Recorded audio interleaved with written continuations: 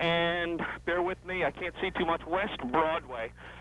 Standing close, very close to FBI officers, NYPD, who are in touch with the command center and said they have an understanding and information, and I don't know if you've reported this because I've been unable to watch the coverage, that another plane is en route towards both towers. Officers left and right running by me away from the building. We're in a safe location, but as debris continues to fall from the buildings and flames shoot out the sides, they are on very much a high alert and just looking upwards to see what, if anything, is going to happen. I can't begin to tell you the difficulty, the painfulness it is to watch this unfold. As you look at these towers, the landmarks of the New York skyline, with smoke and flames shooting out of them, debris pouring out, and then occasionally passing by us now, Commissioner Carrick, and he won't have any time for me. The question is, let me put you on. Say again, Steve. Let me talk to Jim Dolan here for one moment. Stay with us. Jim, if a third plane is indeed, and this is certainly speculation, on its way, what would be the plan of attack? Would you take that plane out before it got to that point? They're making those decisions as they go. There may not be another a plan in place for this kind of a situation. The question may be, what's its target? What is its target? Is it going for the World Trade Center again, or is there some other building? Joe, what I'm curious about, Joe, are you with us? Joe Torres, thank you. Joe Torres. Hello, I'm sorry, Jim. Hey, Joe, let me just ask you about this third plane, the possibility of this third plane. Have they spotted this plane? Do we know? Listen to Carl, video. Sorry, Glenn. Sorry, Jim. That's okay. Joe, do we know if they've actually seen this third plane or whether there was a phone call in that warned of a third plane? Do you know where that information comes from? No, I was standing next to an officer as he related to FBI agents who were coming out of their offices located here in Lower Manhattan. I just saw Commissioner Carrick. Could you just see well, I'm sure there's no question that if there is if they have information that there is a third plane, they are taking every precaution possible. And I would not want to be a plane in this coverage area, in this area right now, flying in a place they should not be flying. And then comes too the reports of one possibly being hijacked and whether or not someone could be in that third. Joe? Yeah, no, again, it was strictly radio information from a quite energized police officer who got information relayed to him to take precautions. I don't know how that information came across, if it was information over a radio, if it was actually an eyewitness or another officer in another location, but I'm sure police are certainly manning all radio frequencies, but again, how that information came across, Jim, I couldn't tell you, because it was more here for the people here, a precautionary measure to just get out of the way. Joe, does it seem like police and emergency services have things under control there, or is it still quite chaotic? Yeah, they've surrounded a two-block area, blocked off a two-block area. It's just police, emergency, fire officials that are pouring in from every direction.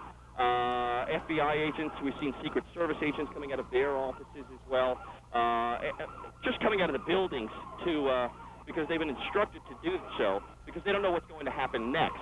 Any chance? So yeah, I think the surrounding blocks around World Trade seem to be blocked off, and I only see emergency personnel. But nonetheless, they have as many questions as we do. But what about just people that are in the area around you, Joe? People who are coming out of buildings. Have you been able to talk with them at all? We've talked to only a few, because either most had not made their way to the offices or had gone out through another entrance. Keep in mind, it's very difficult for us to move around. We get to a location where we can get the most information. We kind of stick where we are. And then, of course, we've got numerous police officers telling us where to go and where not to go. So we're just trying to stay close to NYPD, close to FBI, because if we know we're close to them, then we are safe as well. All right, Joe, hang in there for 1 second. We want to go to Nina Pineda. Work in the office buildings have come out. We've seen a few. We talked to one gentleman also briefly. Said he worked in World Trade, was down in the lobby at the time of his explosion, talked to us for 2 seconds before he couldn't go on any longer because he felt his colleagues were upstairs and was wondering about their... All right. Thank you, Joe. Hang with us there, Joe, for a moment. Daily population just handed this note, 50,000 to 70,000 workers in the World Trade Center at any given time. That's certainly what the average is. Nina Pineda standing by at Broadway and Chambers, I believe. Nina? Steve, and we were just moved back about 3 blocks. We were right near the World Trade Center when police in riot gear practically started pushing the crowd back and screaming there was going to be another explosion. They were having reports that there was another plane in the air. It was truly a scene of chaos and panic as they tried to move the crowds back. People had been crying in the streets. There are no phone services down here. People cannot use their cell phones. They can't use their walkie-talkies. There's lines about 20 people long trying to use the telephone to reach loved ones. Some people are trying to reach loved ones that worked in the World Trade, but right now we have people crouching behind cars, police trying desperately to move the crowd back. They moved the crowd back quickly, about 4 or 5 blocks, screaming that there was going to be another explosion. Right now they say their concern is that another plane was in the air. That's what they were being told here on the ground, or that pieces of the World Trade Center were going to begin falling. And from what we see, we are seeing big chunks of the building fall to the ground. And also, we're looking forward to hearing from the First Lady on a subject matter which is of central concern to all families in this country. And because of her experience and her leadership, this committee and the Congress and the American people would have benefited greatly from her comments.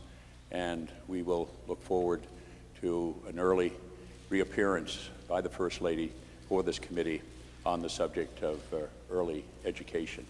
And Mrs. Bush, we recognize now. You heard from the President this morning, and Senator Kennedy and Senator Gregg and I both join his statement in saying that our hearts and our prayers go out to the victims of this act of terrorism, and that our support goes to the rescue workers.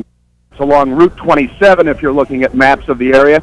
The building is currently being evacuated, and police and emergency units are, of course, responding from all around the building and from the local Arlington County Fire Department. The plume of smoke is enormous. It's a couple of 100 yards across. At its base, it is billowing into the sky, hundreds of yards.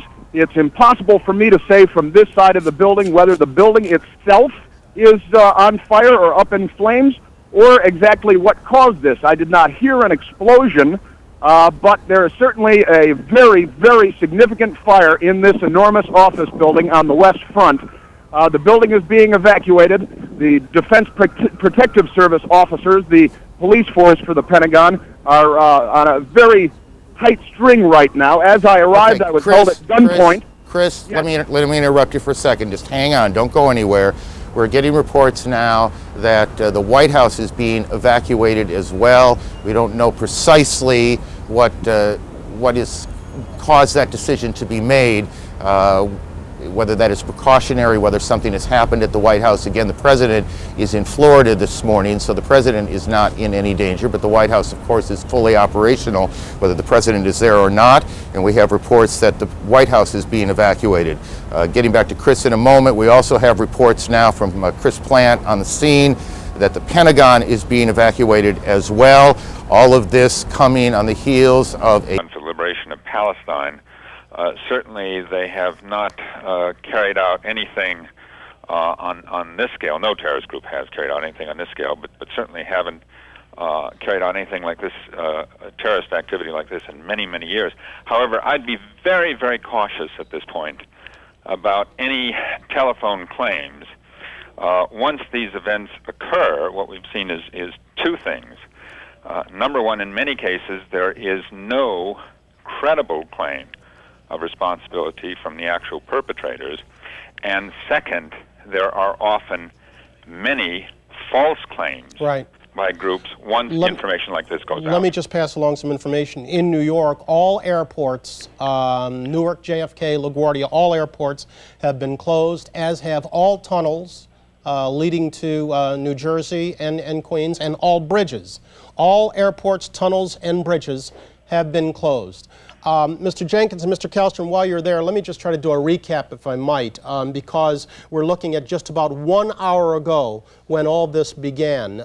It began when a plane, still an unidentified aircraft, plowed into one of the two towers of the World Trade Center.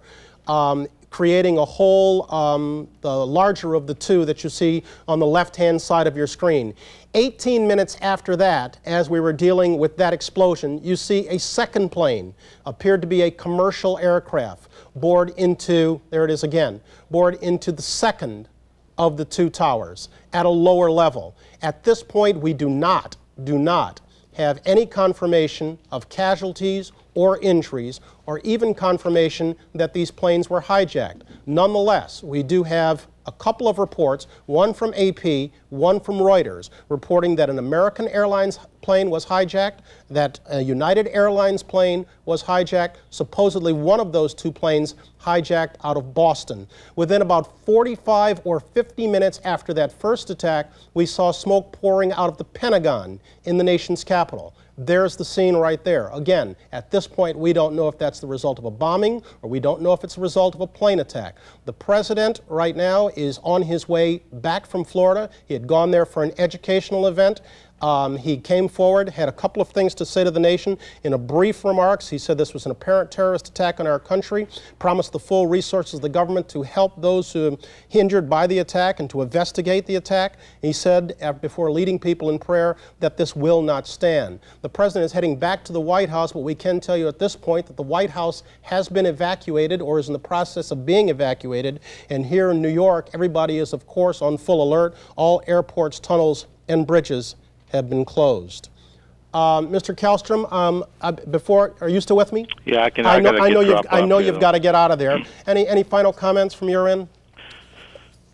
No, just a tragic day. I agree with the comments about. I don't think we should jump to any conclusions as to who did this. I think it's largely irrelevant for the public at this point. There are a lot of false claims and misclaims and no claims and after all, this is such a massive attack that full retaliation will be in the cards. So the notion of someone standing up and saying they actually did this, I would have to put great doubt at that at this point.